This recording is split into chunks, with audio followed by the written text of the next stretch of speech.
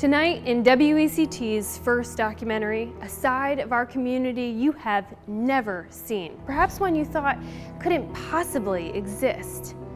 The Cape Fear region, we're known for our scenery, our beaches and historic downtown. We're also known for having one of the highest overdose death rates in all of North Carolina and being a big name on what's called the Heroin Highway, nonstop corridor north to south that brings in tens of thousands of bags of heroin into our neighborhoods.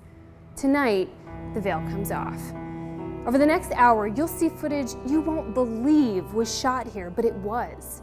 You'll see people shooting up in parking lots you've been in, a woman injecting herself while driving down a road you've been down, and countless used syringes in places you've walked through. Give us your undivided attention for the next hour.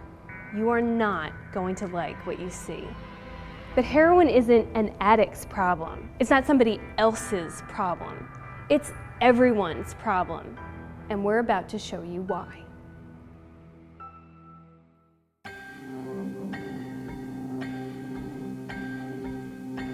So like the downtown area, great restaurants, great beach. We're looking forward to what should be a beautiful sunset today. Great southern hospitality. So food here, the people here are very nice. And it should be beautiful for each minute. Happy Boulevard with C in our vehicle. In the area marked dope in the bathroom. Just put the right foot in front of the other. Do you have any more dope on you? 30 to 40 bags a day.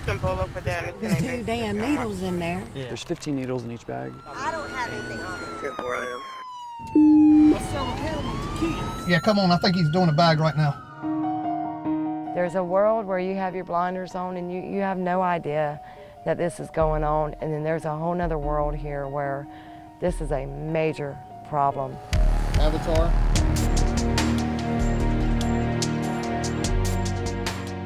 There is a lot of heroin in this city. There is a lot of users in the city, and it's happening daily, right out in the open. Central Unit special attention to 3 Alpha.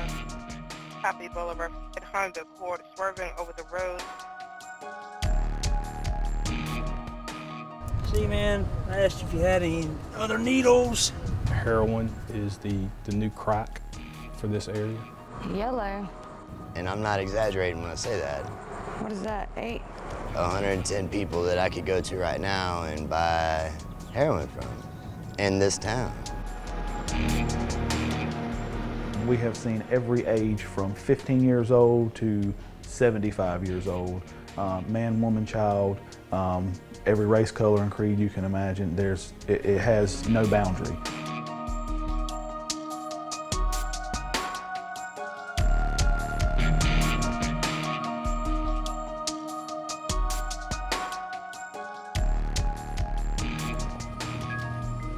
If they've already have the heroin on them and they need a needle, they'll pull up, run into a pharmacy, find the syringes, buy the syringes, run back to the car, and before anybody knows what's happening, they're pretty much already shooting up heroin within 30 to 45 seconds.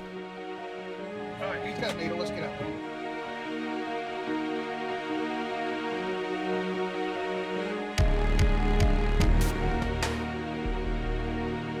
You just tell them what size and they'll give them to you. It's like $3.30 or something for a pack. Step out. Step out.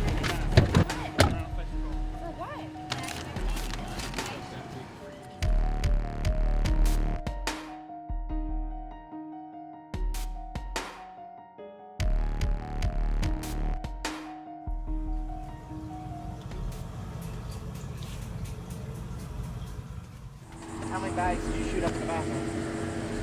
Just one. Think about kids who go in there after you. You ever got blood, needles, dope? I mean, come on.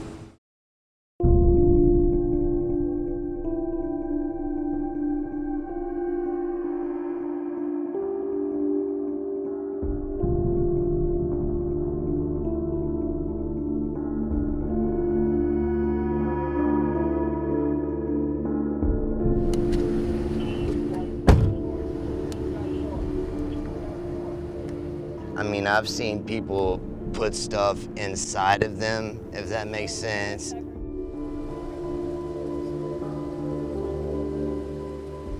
Just certain spots in cars that they would not expect police to search. I got it. We're finding used needles, caps to needles. We're finding used heroin bags. It's a never-ending cycle. I myself have been stuck about 15 years ago. I was searching underneath the seat of a car. When I brought my arm out, it was actually hanging from my forearm.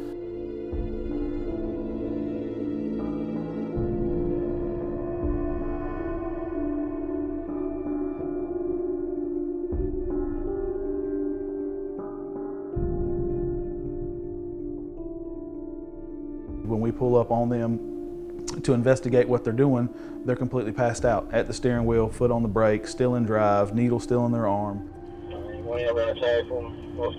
And then we've also had people that have shot up bags of heroin, and before we could get to them to stop them from getting on the road, have got on the road and driven perfectly fine and normal. Last thing I really remember is kind of just like, sounded kind of like a train coming behind you, but it was a pickup truck. I didn't see it coming. I didn't see it in my rear view or anything like that.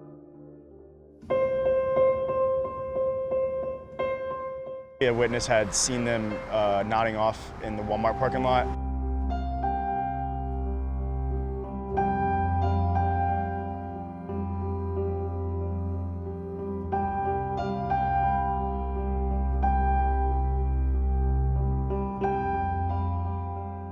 If anyone had been in my backseat, they would have been killed. So when they hit me, my trunk pretty much went into my backseat. If you've got an addiction, I pray and hope you get help. But wait till you get home or where you're going to be somewhere for a long time before you're on the road driving, nodding off, putting other people at risk.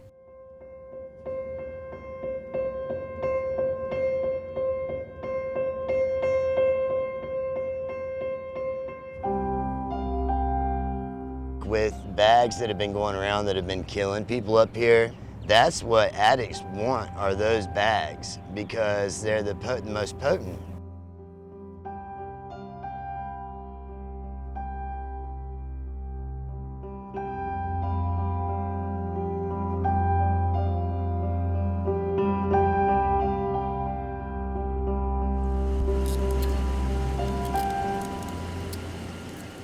A lot of time as drug investigators, we get hung up on the amount of drugs we're seizing, or we're high-fiving on great busts or great seizures. But the loss of life due to a drug that we are in charge of combating on a daily basis is a hard thing to swallow. All it takes is one bad bag and you're dead.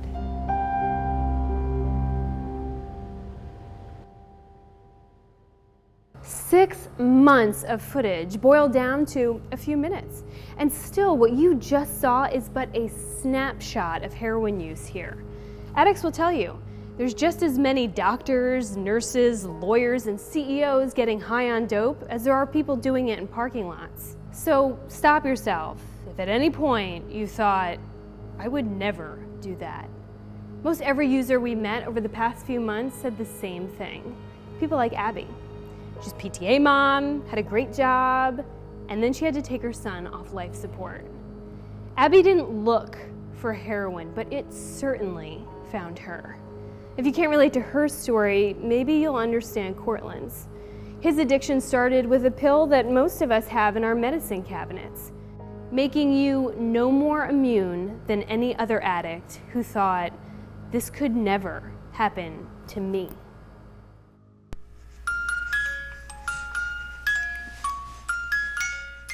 From the moment I knew my son was coming in the world, I spent 10 years of my life planning our future, and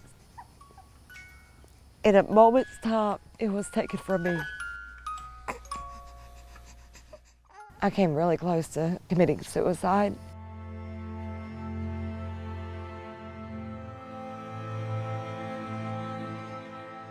As soon as I would feel that pain, I would just want to numb it, and I started self-medicating. A friend introduced me to a little baggie with something in it. Said, snort this, you'll feel better. It was heroin. It just seemed to take me somewhere else where I wasn't constantly hurting inside. I didn't know how to live. I did think that that was my saving grace, and I even thought that it may have saved my life.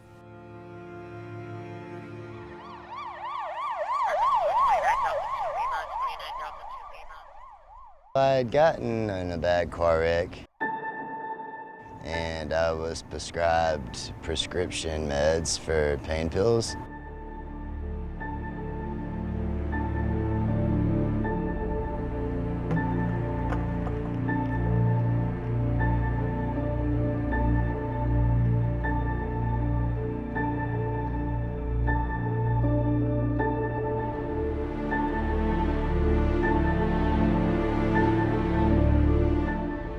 Pain was just hammered on everyone. And this notion, I think that we were falsely going to get their pain to a zero. All of a sudden you have people who come in with a simple little ankle sprain, walking out with a week supply worth of whatever opiate.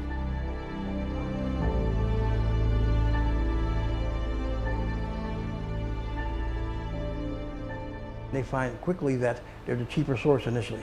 They can buy heroin for half the cost, maybe a third of the cost, what their pills were. So initially it's a great thing for them. You feel like you are on top of the world, that you are untouchable, that nothing can hurt you. All right, so this is what the bags look like that I'm about to do. They come in bags. 30 bags a day is what it got up to. How much money is that a day? That's about $200 a day, so that's a $1,400 a week habit. This is me relapsing right now as we speak. To use heroin on a regular basis is a full-time job. You're going to lose everything you have because you have to support your addiction every single day.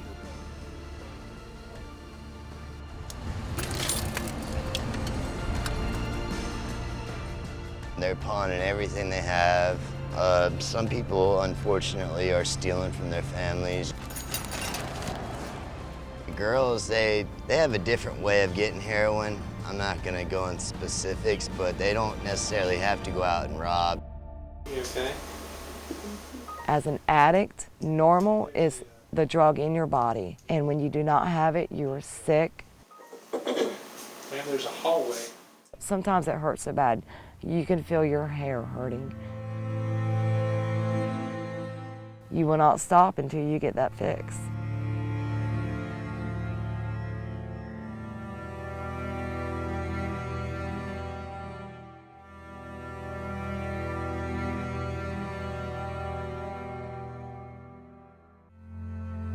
The sickness is like almost want to kill yourself. I was new to the game, and thank God I never got old to the game. Yeah, I was a horrible criminal. And thank God I got caught.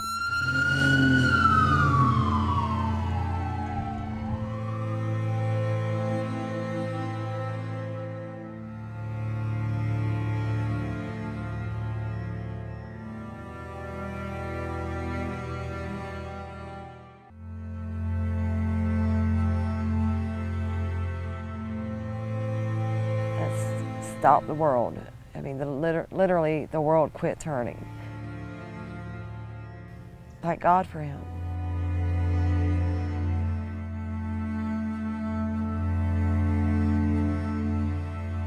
I was doing 12-step programs up here, but then something would throw me off, and you'll justify it to go get high.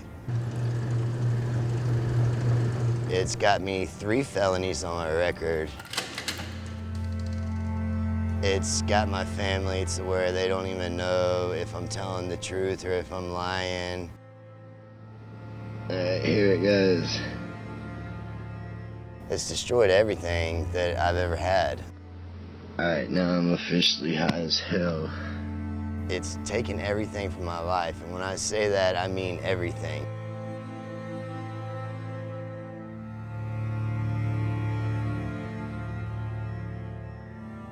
Fortunately, right now I'm sober, and that's great, but it's like, that could change in 5 minutes. And like, that's the scary part.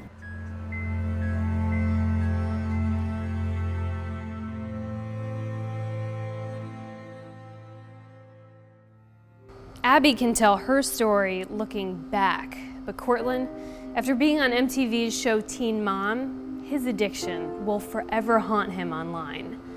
Anyone can push play on the videos and pictures taken during some of his biggest struggles. Both of them credit the support system they had to helping them find sobriety. You can't lock addicts up in a room and let them sweat it out. But look no further than the ER if you want to know where most end up. Line them up at 13th and Boister. She's got the whole thing of syringes. Yeah, she was shooting up, putting the heroin in the needles. They say that your addiction's in the parking lot doing push-ups. Needles. Well, that's not true. Your addiction's in the parking lot, and he's already done his push-ups. It's very important that we realize this is not people having lots of fun on a roller coaster. It's a predictable but very scary and painful process to become addicted to heroin. I mean, how long does the withdrawal last? It's a cycle that oftentimes people are desperate to find solutions for.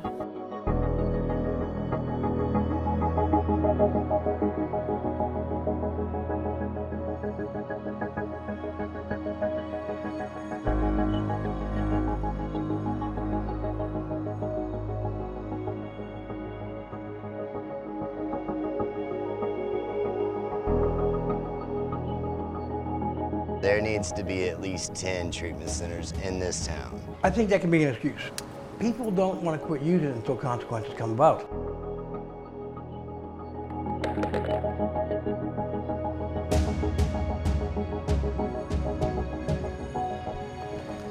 Making it easier for people of all ages, all races, and all financial status to get a treatment would be a big boon for southeastern North Carolina.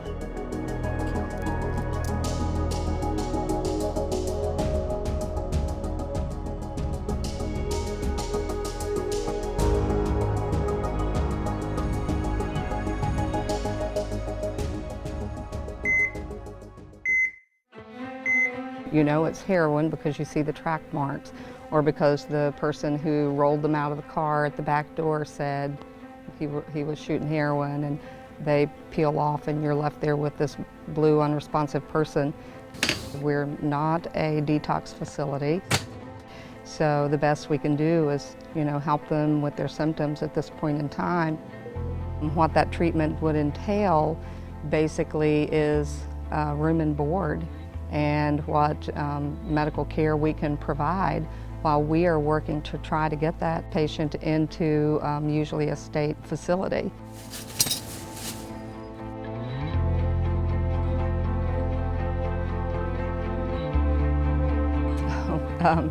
It can range from 24 hours to, we've had people boarding in the ED for weeks, and it's at tremendous cost.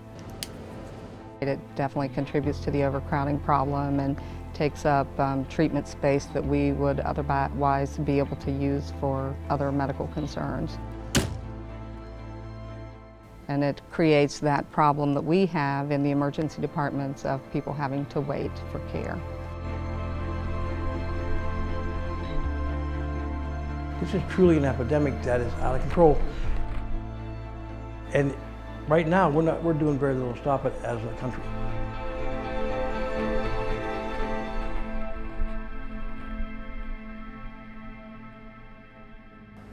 Treatment centers hear it all the time. Cost of rehab, too high. But for perspective, consider that the average heroin user in our area spends about $80 a day on heroin.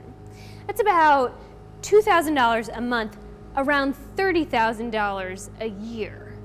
Well, for those not yet ready to ask for help, there is a type of support that will actually drive that help to them.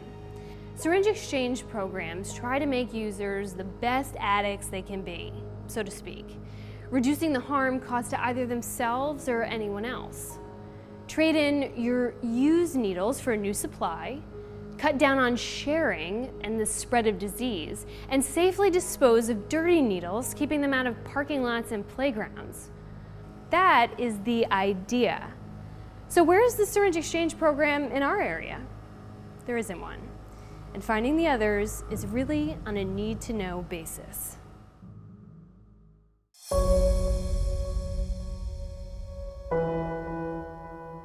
We go to the drug motels off the highway and ask people point blank, do you know somebody that's shooting up? Are you shooting up? Do you need some needles? Would you like some naloxone? Can I tell you about this to help protect you and everybody around you?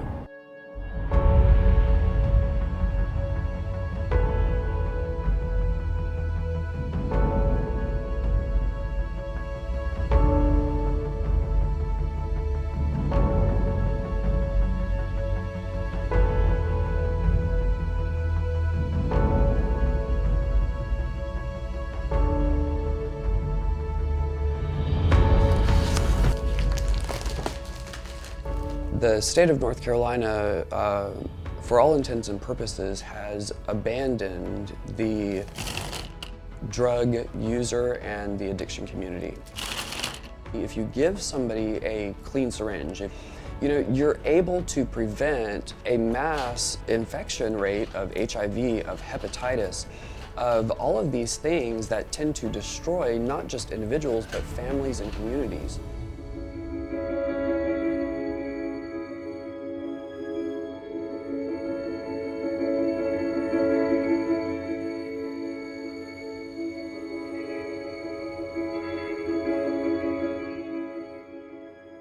I've seen people actually go into that parking lot and find rigs that people have just thrown out, and they'll use it on themselves.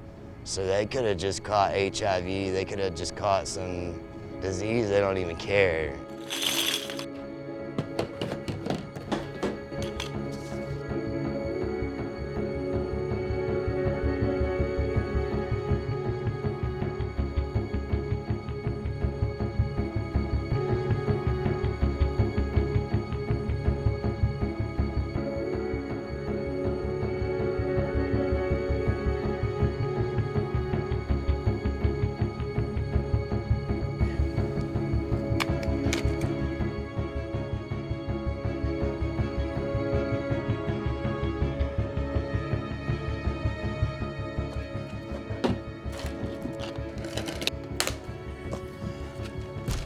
We generally distribute roughly between 1,000 and 2,000 syringes a month.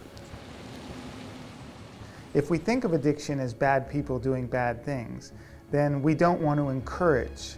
And so people are worried about needle exchange programs because they feel like they might be encouraging. Go directly in front of your left foot, heel to toe, and then stop. Sure. We don't want to make it easy for them. That's okay, man. Or okay for them to continue in a negative cycle, but we also don't want to lose them. We want them to be alive long enough to have the hope of recovery. The person we're taking them to, just got out of jail. I just take them up to them, and then they distribute them to the people within their user union. That's what we kind of call their little groups. They're called user unions. There's 15 needles in each bag, where a bunch of IV drug users get together and, they tend to take care of each other, make sure nobody overdoses, and use in a group to make sure that everybody's safe and stuff like that. There should be 75 total. Some of these kids have overdosed 6 times.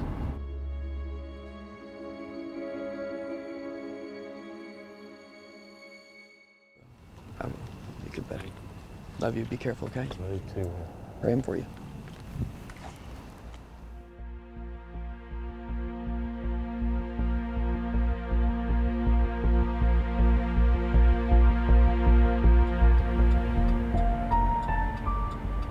It breaks my heart to see kids that young.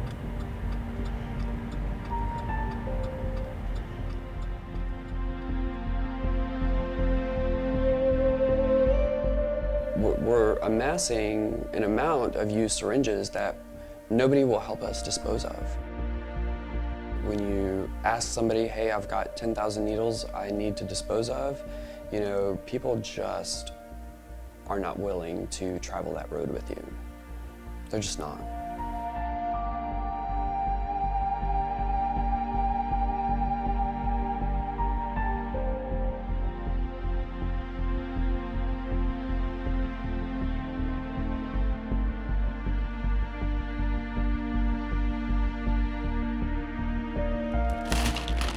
God, you know, he just won't let me rest. He won't.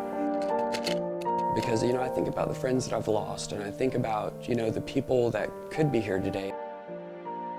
You can't stop.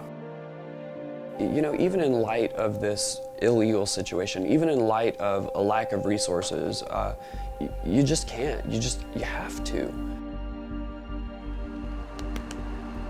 It's an issue of a society doing what we're called to do, and that's to care for each other.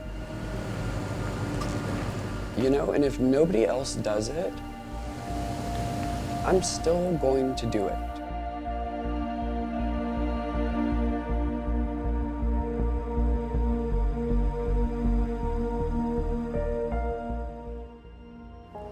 Very few states and counties support syringe exchange programs, let alone fund them.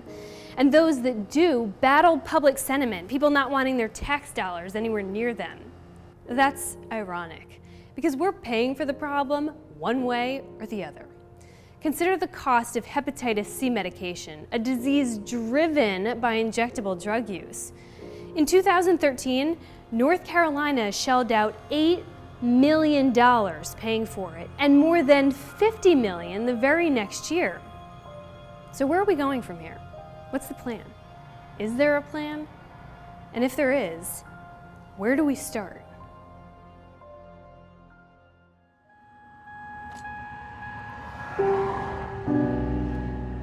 The issue is becoming so prevalent and so obvious that it really is tantamount for all of us, healthcare providers, the community, law enforcement, for all of us to work together to find a solution to this problem, because it's huge.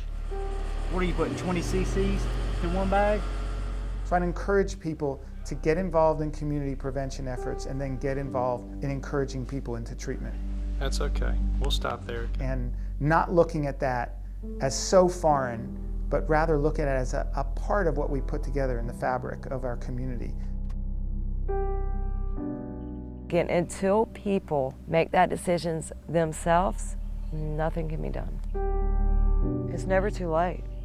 You just have to want it. A bunch of tore up empty bags or what?